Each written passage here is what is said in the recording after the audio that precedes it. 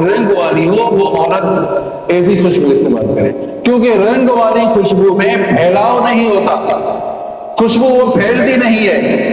آج ہماری عورتیں، ہماری مائیں اور بہنیں ایسی خوشبو استعمال کرتی ہیں جو پھیلنے والی، بغیر کلر کے، بغیر رنگ کے، جیسے پرفیوم ہے، پرفیوم ویسے ہی جائز نہیں ہے، عورتیں استعمال کرتی ہیں، سینٹ استعمال کرتی ہیں، اور جب نکلتی ہیں، گزرتی ہیں تو پورا علاقہ خوشبو سے معطر ہو جاتا ہے۔ لوگ کہتے ہیں بابا خوشبو تو لگو، خوشبو تو دیکھو، اے عورت تو دیکھو، لڑکی تو دیکھو، ایسا ہے کہ نہیں ہے؟ تو عورتوں کو منع کرو، سختی اس کے ساتھ منع کرو کہ ایسی خوشبو نہ لگائیں، اور مرد ایسی خوشبو لگائیں جو پھیلنے والی ہے، عطر لگائے، پرفیوم بھی جائے، عطر لگائے۔